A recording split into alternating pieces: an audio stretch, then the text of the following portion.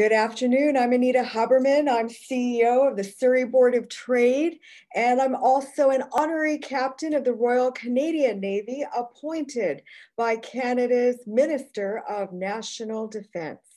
Thank you so much for being with the Surrey Board of Trade this afternoon for this 1 hour with Canada's Minister of Natural Resources, Seamus O'Regan.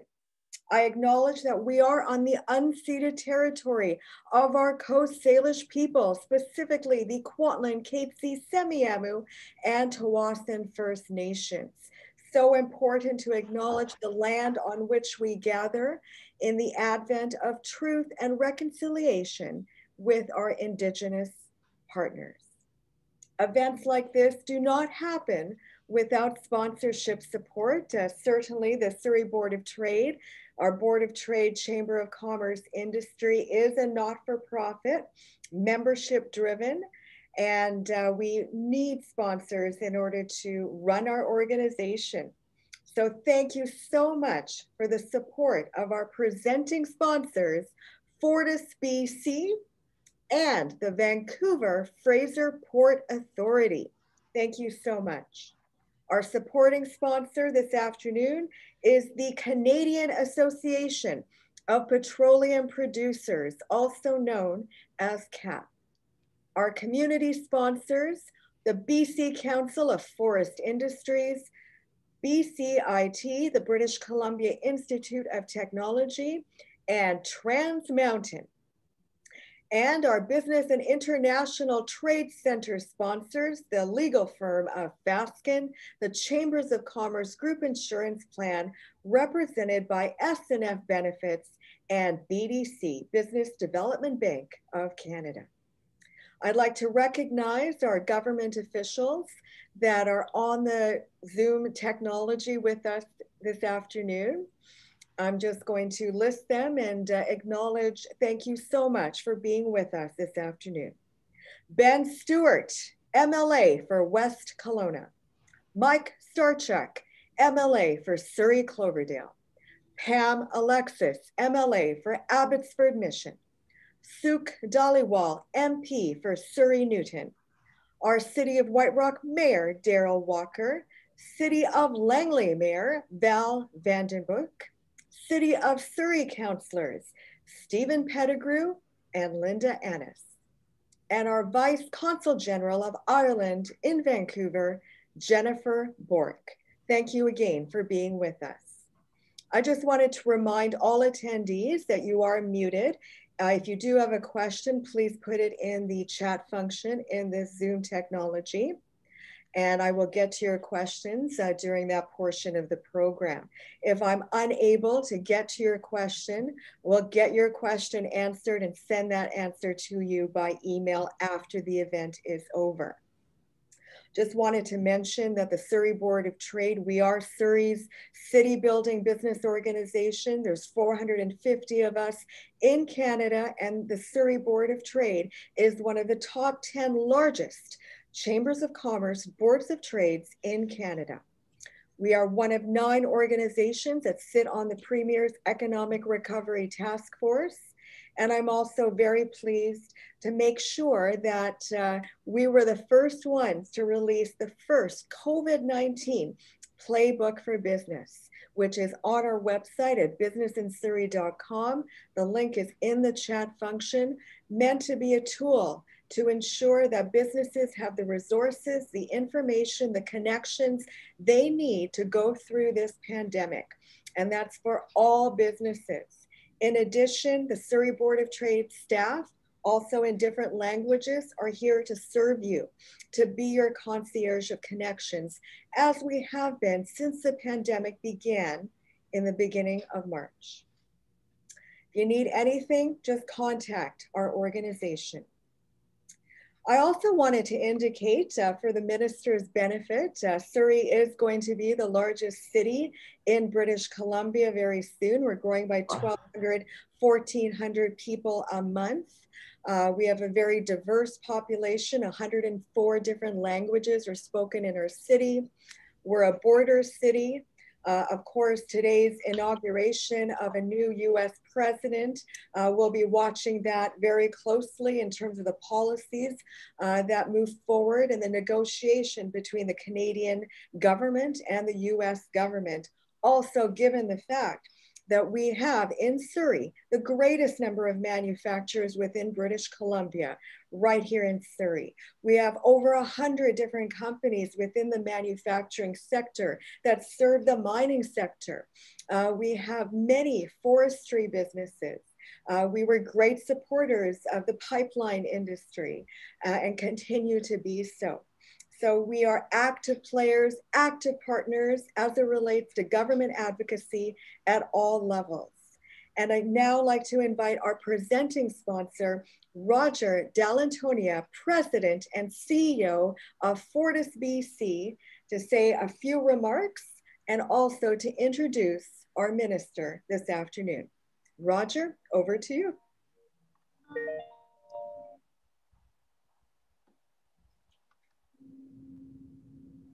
Thanks, Anita. Good afternoon, everyone. Very much a pleasure to be here. I would like to begin by acknowledging Fortisbc's respect for Indigenous peoples in this place we call Canada, and on whose traditional territories we all live, work, and play. I'm located on the unceded territories of the Coast Salish peoples, whose oral histories have connected them to this land since time immemorial. I'd also like to express my appreciation to the Surrey Board of Trade for providing this very important opportunity to hear from our federal government about the role that the natural resource sector can play in Canada's economic recovery. As the largest distributor of energy in the province, we are a key enabler of the federal government's goals of building a more sustainable and resilient economy. We also have a ambitious vision for decarbonization called the Clean Growth Pathway to 2050, which supports the federal government's climate action goals. Under this vision, Fortisbc is proud to be one of the first gas primary utilities in North America to set a greenhouse gas emissions reduction target of 30% of our customers' emissions by 2030. Our region of the country is globally recognized for its climate policies, its natural gas resource base, its emerging liquefied natural gas industry, and world-leading trade infrastructure at the Port of Vancouver. When it comes to synergies in these areas, we see an excellent opportunity to fuel trans-Pacific vessels with LNG to achieve significant GHG emissions reductions using clean Canadian LNG. We're already doing this locally in partnership with BC Ferries and Seaspan, and we hope that more vessels that come here from around the world have an opportunity to use Canadian LNG. We're also keen about the decarbonization opportunities that renewable gases like hydrogen present. Last November, we announced a significant partnership with UBC Okanagan that will study how hydrogen can be blended into our gas distribution system to lower our customers' carbon footprint. Reducing GHG emissions using natural resources and innovation prevents economic and environmental opportunities, and we look forward to working with the federal government to advance these shared priorities. And with that, I'd like to introduce your keynote speaker for today, Canada's Minister of Natural Resources and the Member of Parliament for St. John's, South Mount Pearl. In 2015, he was elected to represent his hometown in the riding of St. John's, South Mount Pearl, and in 2017, he was appointed to cabinet where he served as a Minister of Veteran Affairs and Associate Minister of National Defence and Minister of Indigenous Services prior to becoming Minister of Natural Resources. As an aside, my head office is in St. John's. So in a way, Minister O'Regan has to take direction from the folks there, just like I do, but in a different way. That's very true. There's a bit of kinship there. So ladies and gentlemen, please help me welcome the Honorable Seamus O'Regan. Over to you, Minister. Roger, thank you very much. And hello, everyone. As Roger said, from the island of Newfoundland, the ancestral homelands of the Beothuk and the Mi'kmaq. And it's good. I think Anita had mentioned that Suk is in the audience. So Suk, it's good to see you. We had National Caucus today, and Randeep and Ken were there too. And it was good to see everybody again, albeit by Zoom, on a very historic day. So right off the top, I just want to speak to the big news, not just south of the border, but I think it's, it's the United States. It's big news for the world. We have a new U.S. president. We have a new partner. And I think it's President Biden. He said it best himself after taking the solemn oath of office. He said, "The cry for survival comes from the planet itself, a cry that can't be any more desperate or any more clear." For those of us who care about the environment and who are committed to combating climate change, and I suspect it's the majority of your audience, it is a moment, and we will meet this moment. I want to talk very briefly, a little off the cuff here with you, about present day news, which would be on KXL. We're disappointed with the president's decision on Keystone XL, on the pipeline. And I know that might seem contradictory. As the president said in his inaugural address, hear me out. For those of us who are committed to net zero in a real way, and this government is, as is the provincial government and many governments across the country. In fact, government of Newfoundland and Labrador, our assembly here, our legislative assembly, passed net zero legislation unanimously by all parties. It is not going to be easy. And it is particularly not going to be easy for the world's fourth largest oil producer, which is us. It is our #1 export. And it's not, I deal in this room where I'm talking to you from in my office, I deal with the G20 and I deal with, it's just this morning, IRENA, which is the International Renewables Agency, with the International Energy Agency. And when they look on Canada, they look at us, amongst many other things, as also the fourth biggest provider of oil and gas in the world. But that's not how we see ourselves. And so many of my colleagues from other countries, whether it be Saudi Arabia or others, of course, we identify with them and they identify themselves as oil producers. We don't, but we are. And it is a big part of our prosperity and it is a big part of our economy, which means that something like a pipeline to our biggest customer of our biggest export, which is crude oil, getting it transported safely is important. And it means doing some of the things that we have done, which is produce oil, but doing it by lowering emissions, which is our goal, and doing it differently. TC Energy had changed the pipeline substantially, and we wanted to make the case for that. The operations were going to be net zero. So the pumping stations along the way would be solar and wind powered. They had worked extensively with Indigenous communities on both sides of the border, and they had worked extensively with unions on both sides of the border. So for us, it ticked off all the boxes. But the president made his decision, and we respect that decision. Canada's position on this project has always been longstanding, and it's been well known. And we made the case for the project at the highest levels of the incoming administration. We are the single largest provider of oil to the United States, and that will not change with today's executive order. And I'm thinking particularly today of the workers in Alberta and Saskatchewan right now and across Canada whose jobs were dependent on that pipeline. So let me say to them, we got your backs. I spoke just this morning with the Minister of Energy for Alberta, the Minister of Energy for Saskatchewan, and all through the past couple of days and preceding that with union leadership about this as well. And it is only together and working together, all levels of government, with workers, that we will achieve net zero in this country. It is not going to be by waving a magic wand. It's going to be a long, hard slog, but one that we are determined to do. And I can tell you, speaking here from Newfoundland and Labrador, which is also an oil producing province, and in fact, a province that is more dependent on oil royalties than even Alberta. So I am attuned to this issue. People who work in this industry are in my family, friends, neighbors. Getting this right and making sure that we leave no one behind is so important to this country and so important to families right across this country. The people who will make the transition to a lower emitting economy are the people who have built that economy. We'll need their expertise. We'll need their ingenuity. We'll need their determination and their hard work. These are the people who will lower emissions, the same who built our energy economy. And like I said, here in Newfoundland, we like telling tall tales. We like superstitions. We tell stories and we joke that some of them are even true. There's one superstition, if you drop a tea towel on the floor, it means strangers are coming. Or if you see a cat lying on its back, it means that high winds are approaching. We've got hundreds of them, and I'm sure there's some Newfoundlanders in this crowd who know what I'm talking about. The reason I mention that is because there is another myth out there, and that's one that claims that major energy producing countries like Canada, like the United States, can't be serious about climate change. And let me just say, nothing could be further from the truth.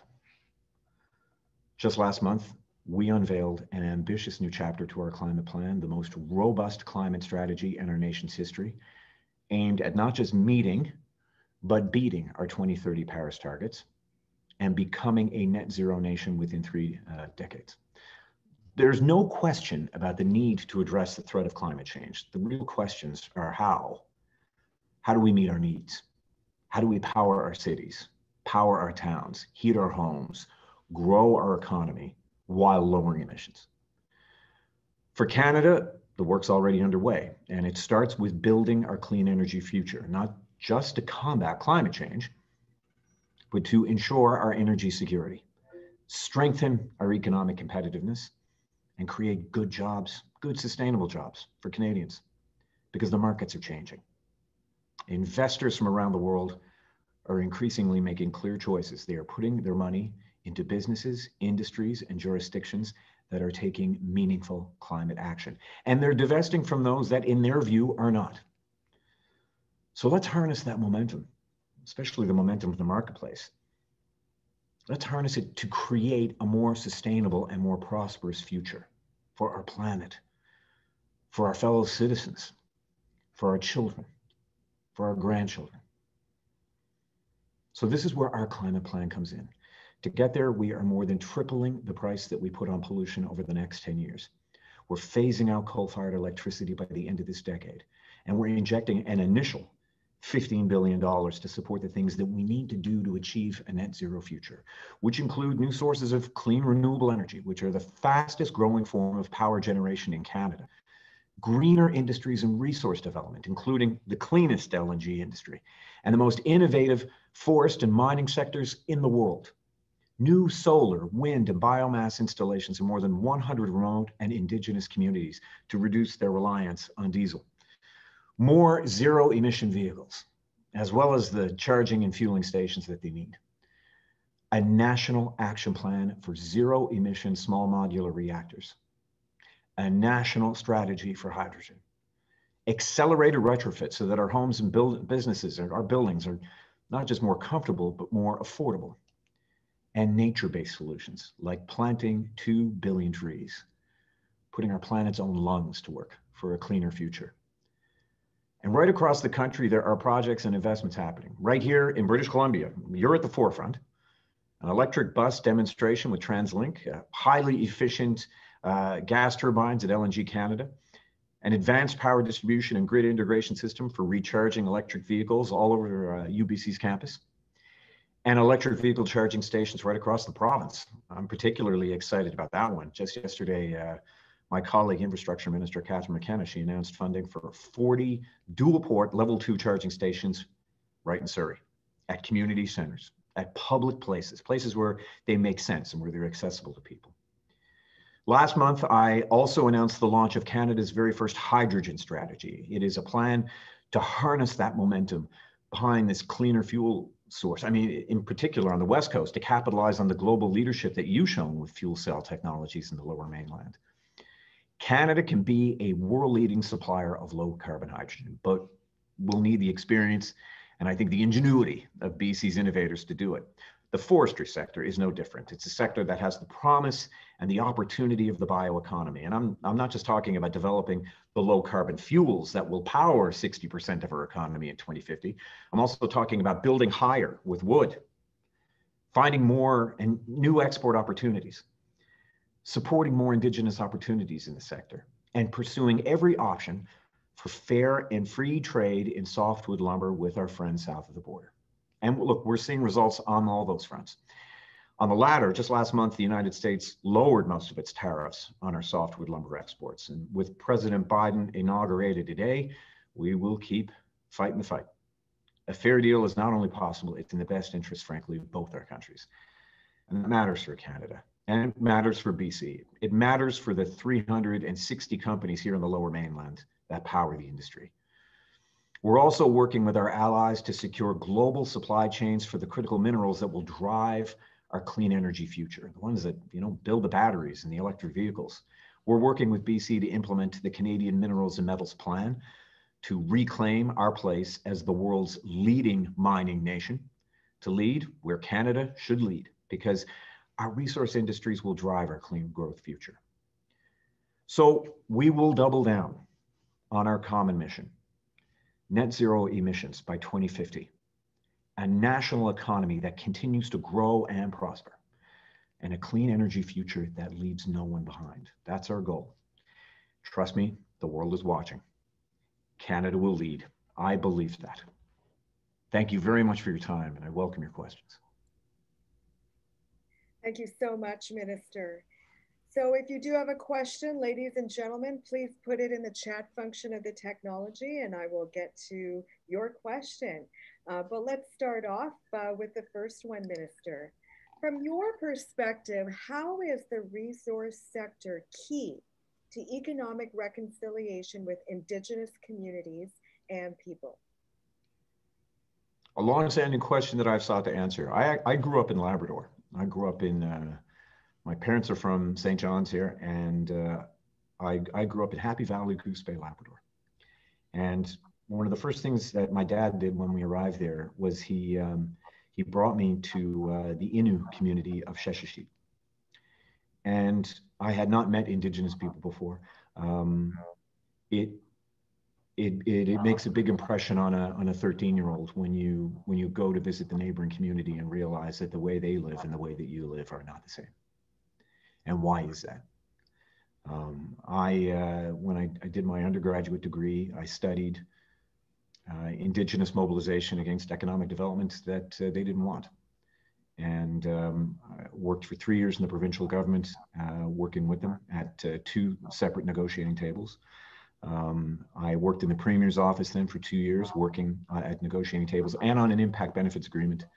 And then I did my master's thesis on Indigenous participation in economic development, because the question that had confronted me as a 13-year-old is the question that I tried to answer. And how do you close that gap? You close it through economic development, but you have to do it in the right way.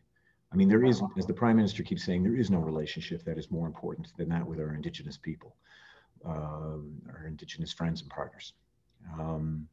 Getting that relationship right is a struggle, and the gaps are big, but we are determined to do it. It's that economic development has to happen in a good way, as many First Nations have taught me. Good projects get done in a good way. So we have worked hard on process. Everything that you've heard about Bill C-69, which is now firmly in law, and it's assessing the impacts of economic development in this country, ensuring that First Nations, Inuit, and Métis are brought along, and that it is done. Economic development on their lands is done in a way in which they can determine. Getting that process right is key. The courts have told us time and again on the TMX decision and other decisions right across this country that you got to get the process right. You have to consult. You have to meaningfully consult, and you have to enter into any table, sit down at any negotiating table within the spirit of accommodation and compromise. As I said, that is not always easy. But we are determined to get it right. So it's essential. In Canada, in this country, in order to get projects done, you got to do it in the right way. You got to do it in a good way. We're determined to do it. Minister, Surrey, as I mentioned, is a border city, and we are very active in the implementation of the Cascadia Innovation Corridor. So that's British Columbia, Washington State, Oregon, California, to really ensure that on the pathway towards economic recovery, that we are working collaboratively and in partnership with each other. How can we mobilize resource prosperity by leveraging Canada's world-class industries in this corridor? And of course, with the new Biden administration, what does all of that mean to you? You guys have so many good examples that I could speak to. I think it was last year, Nexi Innovations, when the Innovation Solutions Canada Phase 2 Anarcan Bioplastics Challenge. We got to find a shorter name for it, but anyway, I remembered it. We invested $1 million in Nexi's project, which is scaling up the manufacturing process that they have for wood-based biomass coffee pods, right? For Nespresso coffee pods that are compostable, that are wood-based. So I mean, that's a perfect example of natural resources contributing to economic growth while protecting the environment. And it's these solutions that we have to find, more and more of. The ingenuity in our natural resources sector knows no bounds. We're Canadians, so I think we hold each other to such a high standard. But the fact of the matter is the rest of the world looks to us. And natural resources it's our family business. It's what we do. We're really good at it.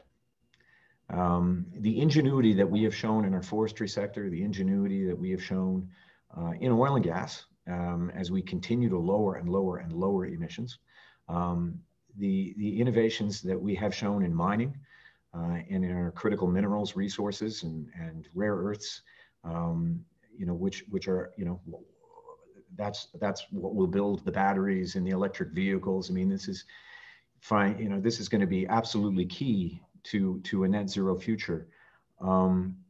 We are going to have to pinpoint those natural resources that are key. We are going to have to find those people who have found new and different and effective ways of utilizing those natural resources. And we want to make sure that those jobs happen here in Canada. We often get told we don't want to just be hewers of wood and drawers of water, and that's true. But the fact is, hewers of wood and drawers of water in this country are some of the highest tech and best paying jobs in the country. And we take pride, and we should take pride in being, frankly, the largest democracy in the world with the biggest bastion of natural resources in the world. And we are blessed. How do we make the most of it? How do we become a green battery to the world? How do we show the rest of the world how it's done? That's our challenge. And it's going to be, it's going to be very interesting now with a new administration south of the border that is serious and keenly focused on climate change amongst the many other challenges that we're facing. There's no question that front of mind for the president and for our government as well is COVID. But he has not forgotten, and we took that from his address. I quoted him earlier, the challenge of climate. And I think to have governments that are so closely aligned now is exciting. The interesting thing with our relationship with the United States, and it hasn't changed, is that they are not only our best friends and our biggest customers, they are also our biggest competitors. That's good. It causes us to up our game, and we will. And I think that the ingenuity that so many natural resource companies in our country have shown over the past 4 years, where there hasn't always been an equal playing field, where, to be frank, the decisions from the Trump administration were often erratic and unpredictable, I think, in our border relationship. Now I think we can expect more predictability. There were some people who were joking around Washington today saying that they were happy to be bored again. I know what they mean. It's been a ruckus of 4 years behind us. But I think that we can also be inspired, And I think that they will cause us to compete. And I think, your proximity to the border, you'll see it first, but we all feel it. Countries, communities right across this country. There are so many rural communities and so many indigenous communities and northern communities that contribute to our natural resource economy. And they will feel this. They will be inspired, and we will all be forced to up our game. That's a good thing when it comes to lowering emissions, and it's a good thing for our continued prosperity. Minister, what is your perspective on the future negotiation of the Softwood Lumber Agreement? Interesting. Now I'm going to have conversations later on this evening with Mary Ng, who is the International Trade Minister. And, I would say it, as I've said to you, there have been decisions that have been rendered from the United States lately that have definitely put us at a more level playing field. I think it is going to be, it is always a consummate battle on this front. We need to be, and we are vigilant. It's just that I think, sometimes there are philosophical differences and very real differences on how we view forestry, the ownership of forestry, and what are perceived to be government lands and not government lands. And I'm not going to say that, with the change of an administration, that everything gets just rosy and sunnier. It does mean, I think, that there is more predictability in the relationship. That's what we look forward to. I mean, it's a huge issue in British Columbia. It was one of the first phone calls I took upon becoming minister, was with the forestry producers in British Columbia. I've had a good relationship with the ministers that I have dealt with there. But we remain vigilant. Too much of our prosperity, not only in British Columbia, but in Canada, relies upon it. And it's not only predictability, it's an opportunity for dialogue as well, open collaborative dialogue and advance of decision-making in the interest of both countries. We look very much forward to what's going to happen in the near future on that topic. Me too, Anita. Yeah. The next question I wanted to ask you was, how has Canada coordinated its announcement for the $170 carbon tax with the provincial government carbon tax and other climate initiatives? We were determined when we brought in the price on pollution that we work with provinces. The fact of the matter is, and I know this having, not only being on the other side of the country here, 4.5 hours away from you, but growing up in a part of this province that always felt that it was neglected by the provincial government of this province. So, I know what it is to grow up in a community where I grew up in Happy Valley Goose Bay. For the most part, it was fly in, fly out for most of the year. And one thing that you really resented was even a provincial government coming in and telling you how things are and how they're meant to be done. A voice on the other end of a telephone telling you, how a national plan will work, and a very cookie cutter approach. We're determined not to do that. I don't think it makes for effective government. It sometimes means, you work with provincial governments because they're closer to the ground, because you can find solutions that are more coordinated to how things are in British Columbia. Sometimes it means dealing with municipalities too, and sometimes it means dealing with regions. And I think that our government has shown that we are very pragmatic in that respect. We're willing to work with whomever. So that was how we went about the price on pollution. Our goal was to put something that had been going on for free. I mean, you could pollute for free. Didn't seem to make much sense.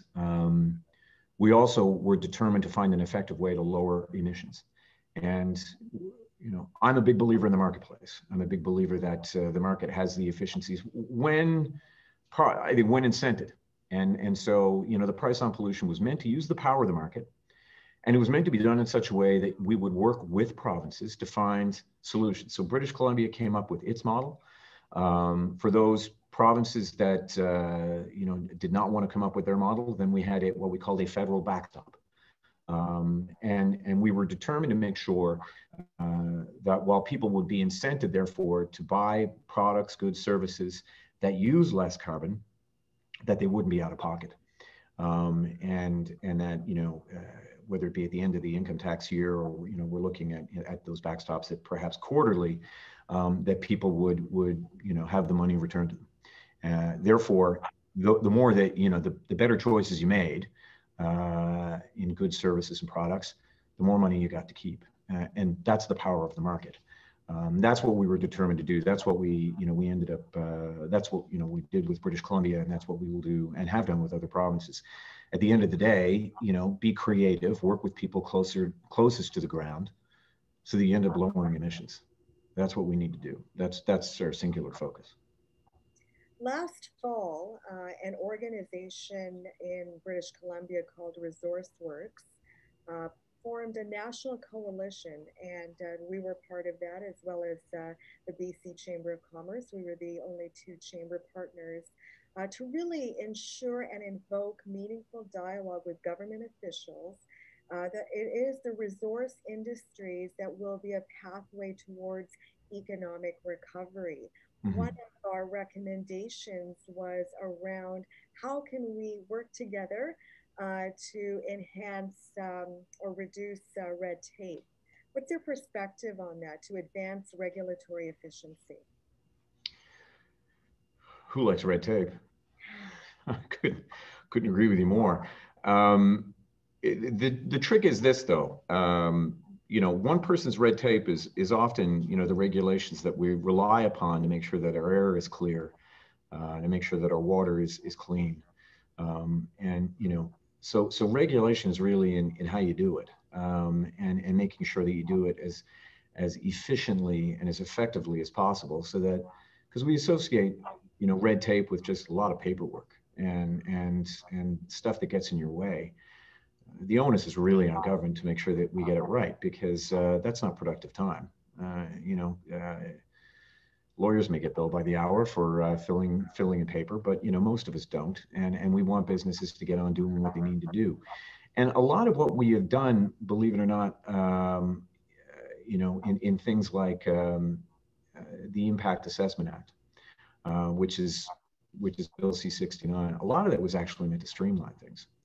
I know it gets put out there that this was kind of government getting in the way. In fact, what we were attempting to do, what we did, was take a lot of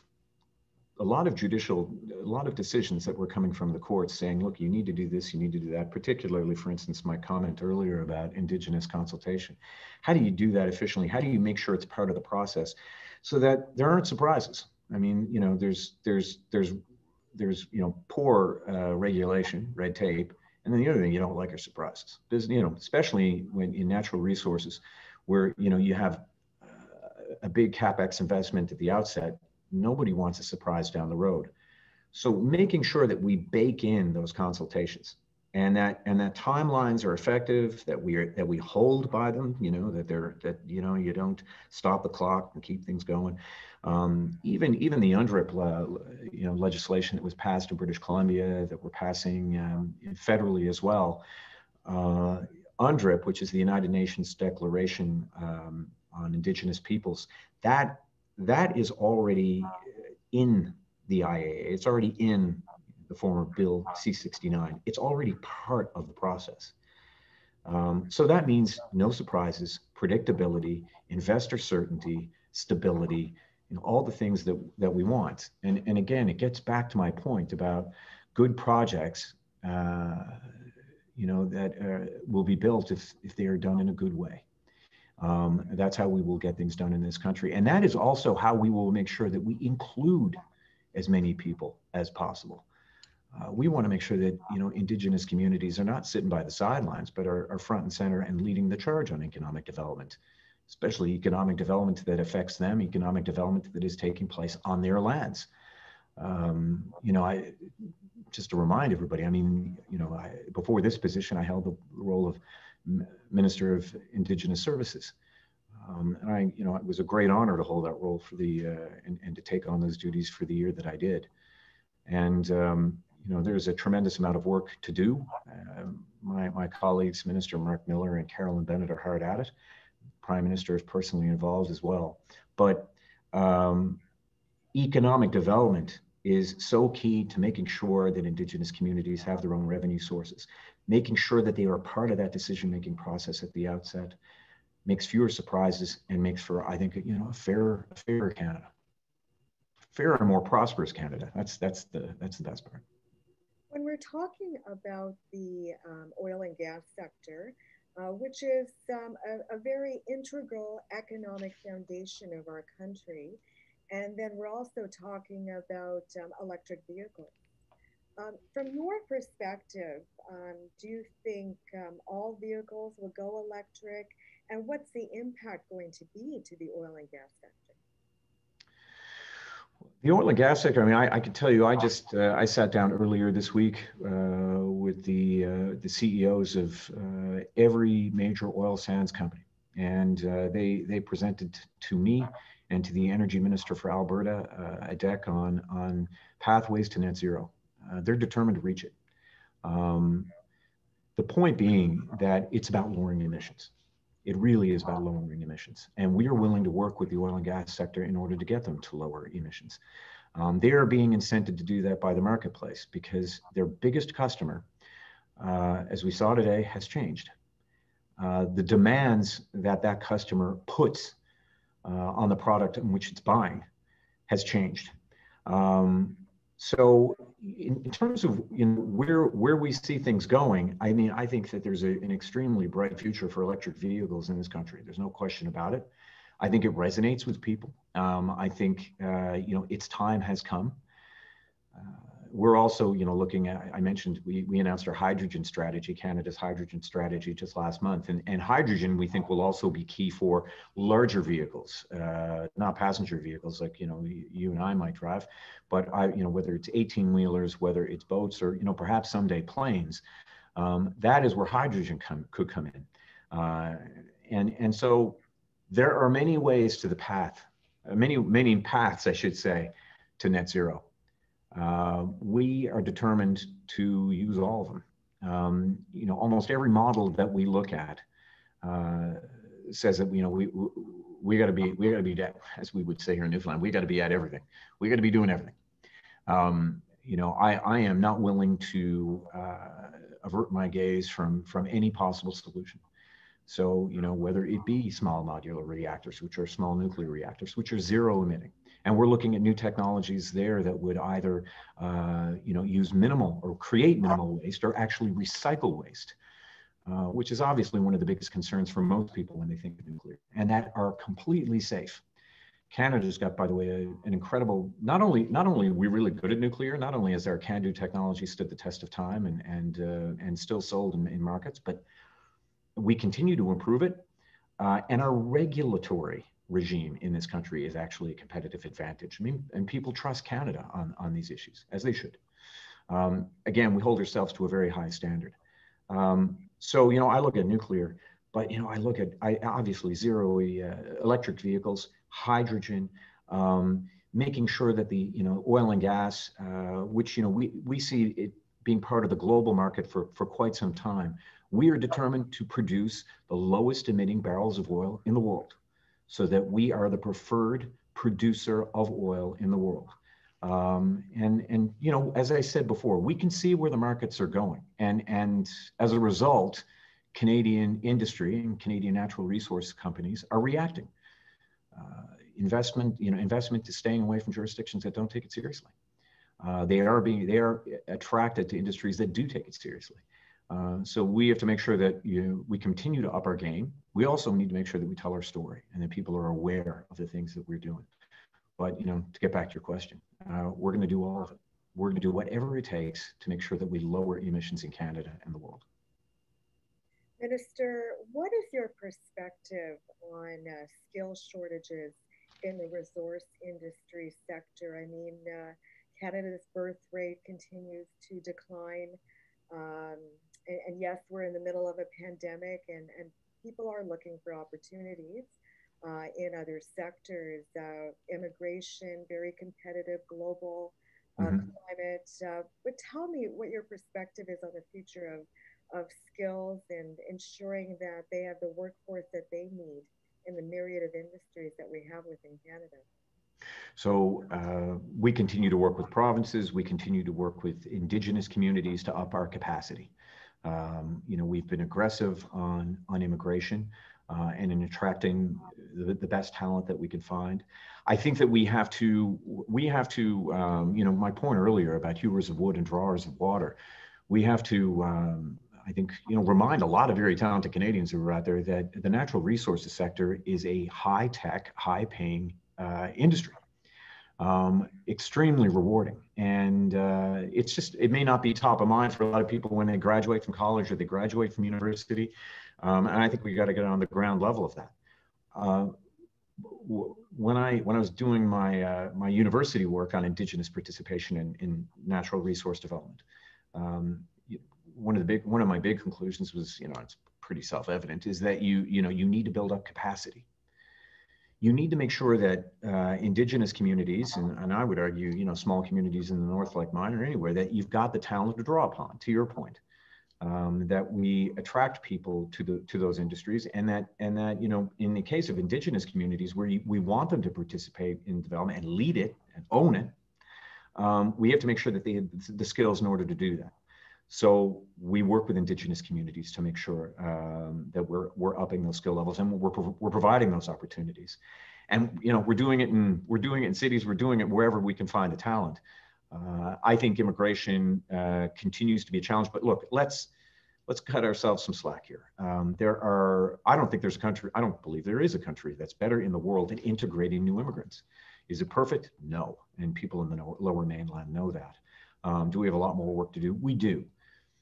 But now and then we have to measure ourselves not against the perfect, but against everybody else.